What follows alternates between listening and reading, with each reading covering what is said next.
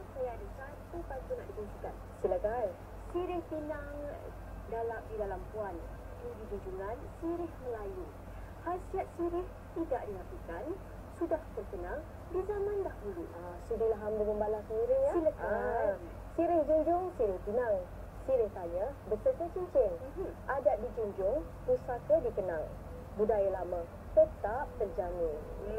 Wah, ini dah wanita hari ini. Pantun istimewa daripada kami berdua. 5 Disember 2013. Hari kami bersama saya Irin Putri Azmi dan juga rakan tugas Nadia Harusti. Dan kalau anda dengar betul-betul pantun tadi, anda dapat agak mungkin apa topik pembicaraan kita pada hari ini, iaitu Berkenaan dengan daun sirih. Ya, betul tu ini. Dan bila bercakap tentang khasiat daun sirih ni, kalau anda boleh saksikan di hadapan kami ketika ini, sirih ni sebenarnya terdapat pelbagai jenis dan khasiat ni tidak perlu diragui lagi. Ini bermula daripada hujung rambut hingga hujung kaki. Ada saja penyelesaian yang boleh diatasi dengan masalah ataupun orang kata masalah kecantikan atau kesihatan yang dialami oleh wanita. Betul tu ini. Dan kalau anda boleh saksikan di hadapan kita ni ada sirih Melayu, dan ini sirih India, dan ini pula sirih Cina. Sirih satu Malaysia. Betul tu. Baiklah, bila cakap tentang sirih ni mungkin sirih ni sebenarnya amat digemari di kalangan orang-orang tua sebagai hidapan seharian yang diambil bersama-sama dengan gambir dan juga kapur. Tetapi sirih ni mungkin kurang popular di kalangan golongan muda sekarang ini. Kenapa agaknya ya? Itu akan kita kupas bersama-sama dengan panel kita di studio hari ini bercerita berkenaan dengan khasiat daun sirih. Dan teruskan bersama kami di wanita ini membicarakan tentang khasiat daun sirih. Dan ketika ini saya perkenalkan yang sudah pun berada bersama kita hari ini. Saya perkenalkan di hujung sana Raja Andak Raja Hussein, satu pengamal rawatan tradisional. Selamat datang Pak Andak. Terima kasih. Sama-sama. Dan juga bersama dengan saya Dr. Rosnani Hasham, selaku pensyarah dari UTM yang akan membicarakan tentang kajian saintifik ataupun keelokan atau daun sirih ni ya. Okey, tanpa buang masa mungkin doktor boleh terangkan terlebih dahulu. Bila bercakap tentang daun sirih ni, kita tahu pelbagai khasiat terdapat pada daun sirih ni. Mungkin boleh kongsikan antara kajian saintifik yang menunjukkan daun sirih ni begitu berkesan untuk mengubati pelbagai masalah. Terima kasih Nabila. Sama. So, daun sirih ni memang sinonim dengan masyarakat Melayu.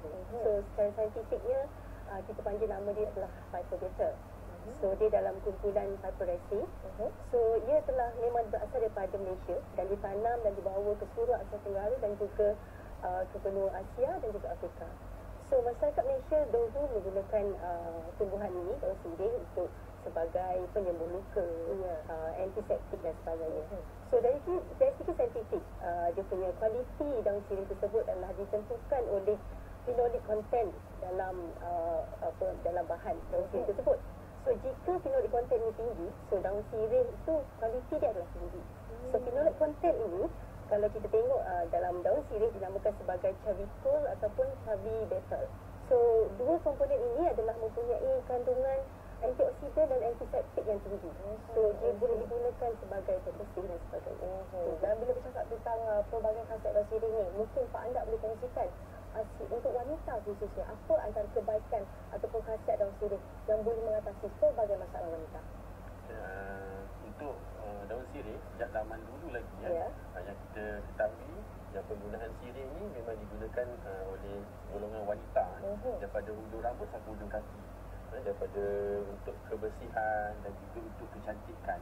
Contohnya macam kalau wanita dalam pantang dan juga wanita yang rasa macam kurang tenaga, dia boleh gunakan daun sirih untuk kunyahan ataupun untuk sebagai rebusan air. Sebab daun sirih ni ada banyak gunanya. Orang lama panggil daun yang hebat. Sebab apa daun hebat ni daripada penggunaan daripada untuk majlis perkahwinan dan juga pada tubuh badan dan juga untuk kecantikan. Jadi daun tu daun yang hebat. Bila bercakap tentang 1001 khasiat daun hebat ni, dan bercakap tentang musim perkahwinan ni, apa kata kita bersama dengan Irin di hujung sana bersama dengan Kak Engku. Silakan Irin. Bercakap tentang adab penggunaan sirih dalam adab perkahwinan dan sebagainya. Sirih junjung dikenali sebagai penghulu hantaran, sebagai pembuka bicara sirih adat dan sebagainya. Jadi bersama saya Raja Kadita Raja Hussein atau lebih mesra dengan panggilan Kak Engku untuk berkongsi sikit banyak mengenai signifikannya sirih junjung. Dan juga mungkin boleh tunjukkan sikit apakah bahan-bahan yang diperlukan untuk sirih junjung selain daripada daun sirih. Okey, untuk permulaannya bila membuat sirih junjung, okey, kita perlukan selain daripada daun sirih, kita perlukan batang pisang. Ya, sebab zaman sekarang, kalau zaman dulu dinamakan sirih junjung, kita mesti menggunakan batang pisang untuk nampakkan junjungannya lah. Tapi sayangnya zaman sekarang sirih junjung ni dah macam batang bukit, macam susunan bunga kan. Selain daripada itu juga kita ada bunga melur untuk wangi-wangian. Dan then kita ada kapur sirih, gambir, pinang.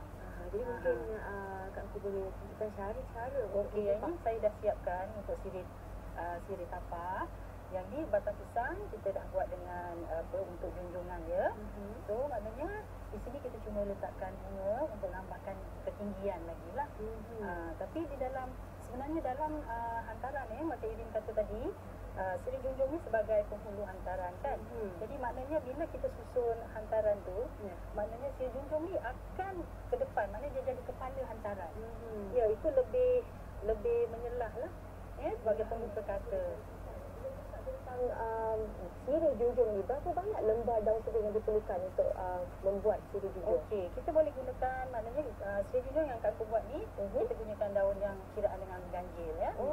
Mana 3 lapis, 3 helai daun sirih.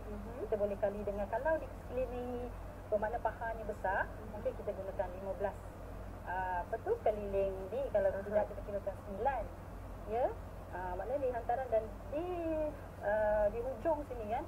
Mana kalau dalam 3 helai ni, ini yang sangat unik sekali lah. Kalau zaman dulu, mana di anak dara yang lambat temu jodoh. Okey, so kita boleh makan makan dengan gunakan kapur sirih, gambir juga untuk seri wajah, dan kata orang tu intai jodoh. Intai jodoh. Wah, sesuai lah tu. Betul. Mungkin kita nak tanya kepada Pak Andak yang sudah tersenyum gembira nampaknya. Bila bercakap tentang khasiat daun sirih yang direbus dan boleh juga untuk diminum, dan apa kebaikannya untuk wanita khususnya?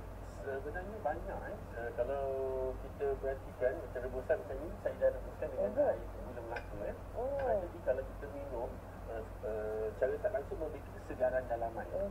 Jadi rasanya tak kelak sangat lah ya? Boleh cuba. Boleh cuba ya. Jadi kat situ kita gabungkan dia dengan gula Melaka. Memang rasa pahit tetapi ada rasa manis. Ada betul. Seperti yang Pak Anak katakan, ada pahitnya tapi ada manisnya. Disebabkan campuran dia. Jadi kalau tak ada pahit, pedas, itu bukan sirih. Jadi kat situ sirih punya, contohnya macam sirih Melayu. Sirih Melayu warna dia hijau. Jadi kebanyakan dalam orang-orang Melayu menggunakan lebih sirih Melayu sebab apa? Khasiat dia tu lebih dan dia pun lembut dia punya daunnya. Dan contohnya kalau katakan saya pergi satu persatu ke badan, untuk kalau rambut, cuci rambut tu kita boleh gunakan rebusan air sirih dan kita pipiskan dengan limau nipis untuk cuci rambut, dan juga mereka yang mempunyai kerak kepala yang tebal ataupun kelumu yang tebal ada setengah orang katakan untuk menghilangkan kutu-kutu rambut.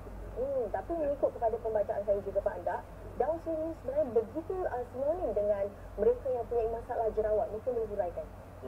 Kalau masalah jerawat, ada setengah yang mana yang saya berbual dengan orang lama, mereka kunyah daun sirih tu, sirih saja kunyah, kemudian air liur sendiri tu ditepekkan dekat muka. Macam banyak air liur sendiri. Sebab tu gabungan air liur tu dengan kan kat situ. Ataupun mereka hanya giling, jadikan dia macam pupur. InsyaAllah akan berkesan kepada kulit. Tapi kalau dari segi tradisional memangnya daun sirih itu digunakan secara terus. Tapi kalau dari segi moden pula, daun sirih itu diambil ekstraknya. Jadi mungkin doktor boleh huraikan? Okey, daun sirih ni kita boleh ekstrak menggunakan berbagai cara. Dia bergantung kepada produk akhir yang kita nak gunakan. Contohnya seperti produk makanan, so biasanya kita akan buat water extraction, ataupun sama ada terus kita gunakan water extraction tu, ataupun kita boleh spray dry, jadikan dia powder.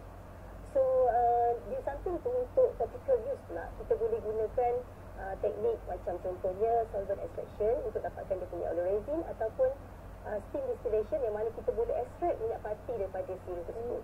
Dan susah untuk digunakan pada kulit muka. So daripada extract tadi, kita boleh jadikan dia dalam formulation. Sama ada kita boleh gunakan minyak padi tu untuk dalam toothpaste, untuk mouthwash, mouth freshener ataupun krim sebagai ubat jerawat. Tapi kan doktor, jika bercakap tentang ada campuran daun sirih itu juga dengan bahan-bahan yang lain, adakah khasiatnya itu mungkin sedikit saya terjejas? Okey, dalam kalau tumbuhan ni, kalau kita campurkan dengan semua natural product, dia lebih holistik. Orang kata dia lebih sinergi, ataupun bila kita campurkan dua jenis macam Encik Raja anda beritahu, campurkan beberapa jenis herba, so dia akan lagi dia punya efikasi lagi tinggi berbanding dengan single compound. Tidak ada katakan ya. Mungkin Kak Rufu mungkin boleh kongsikan jugalah, bila bercakap tentang kita yang melewati zaman moden ni, antara adat yang sering dilupakan adalah mungkin sirih junjung. Agaknya kenapa? Adakah kerana daun sirih itu sukar untuk didapati ketika ini atau bagaimana? Okey, sebenarnya daun sirih ni senang didapati. Maknanya kalau walaupun di Kuala Lumpur kan, tapi oleh kerana kan untuk lebih rasa mungkin para pengubah rasakan lebih ataupun pihak pengantin perempuan sendiri tak lebih ringkas kan. Tetapi dari segi itu aku rasa dia amat rugi. Ya, sebab sirih junjung ni sebenarnya selain daripada pemuka bicara, dia adalah daun adat dan sebenarnya pengantin perempuan tu sendiri boleh memakainya. Tidak perlu dia menggunakannya. Ya, di sini banyak khasiat dia yang itu maksudnya lagi satu kalau bagi sirih junjung untuk pengantin perempuan dan pengantin lelaki dia ada berbeza. Sebenarnya kalau untuk pengantin lelaki, sirih junjung tu dia akan lebih tinggi sikit daripada pengantin perempuan. Kerana itu adalah untuk sebagai melambangkan tanggungjawab si pihak pengantin lelaki itu sebagai ketua keluarga. Kalau kita lihat sirih junjung ini semuanya menggunakan daun sirih yang sebenar, tapi kalau kita lihat sekarang ada juga yang tidak menggunakan daun sirih yang betul ada yang menggunakan klasik dan sebagainya. Tapi mungkin ada yang khawatir, takut sirih junjung itu mungkin daun yang akan layu dan sebagainya. Tapi kalau macam ni, berapa lama boleh tahan? Okey, sebenarnya lama ni 24 jam boleh tahan kan. Mana daun ni dan bila bunga pun, sebab kita guna batang pisang. So batang pisang dah sendiri ada air di dalam batang pisang tu sendiri. Jadi dia akan masih menyuburkanlah bunga. So maknanya tadi yang Kak cakapkan bagi pihak perempuan boleh menggunakannya. Maknanya selain daripada dia makan dan boleh buat pada ambil daun sirih ni lebih kurang dalam 13 helai. Dan gambir yang kami sediakan, gambir, pinang, dia buat air rebusan untuk mencuci maknanya alat sulit wanita. Dan dia juga sebagai melambangkan untuk nafsu seks bagi wanita. Kan sebenarnya banyak penggunaan dia kan. Tapi kalau lihat zaman sekarang ni masih tak ramai tak yang masih mengamalkannya atau golongan muda ni? Kurang sangat. Kurang sangat pengamalnya pada golongan muda, sebab kalau nak bagi minum dia pun dah takut nak minum sebenarnya ada masa-masa tersirat yang di dalam sirih junjung ni, seperti kapur apa maksudnya kan.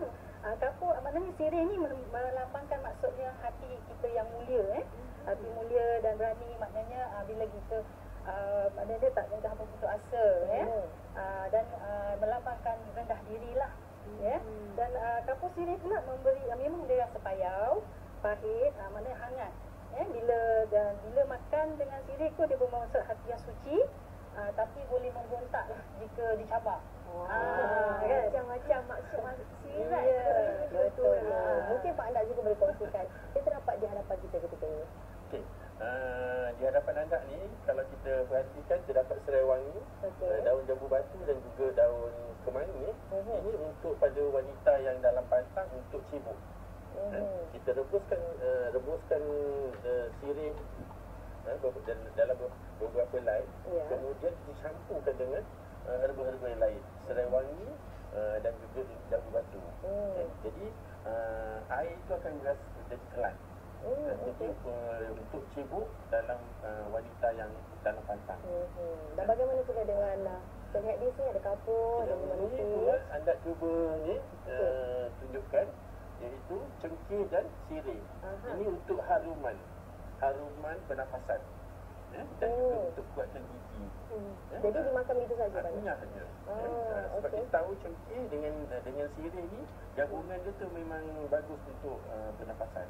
Jadi kalau mereka yang mempunyai pernafasan yang teruk, dicadangkan untuk kunyah. Itu banyak rawatan tradisional ya. Ya. Mungkin doktor juga boleh huraikan sedikit apabila bercakap tentang khasiat daun sirih ini. Bagaimana penerimaan ketika ini dari golongan muda khususnya?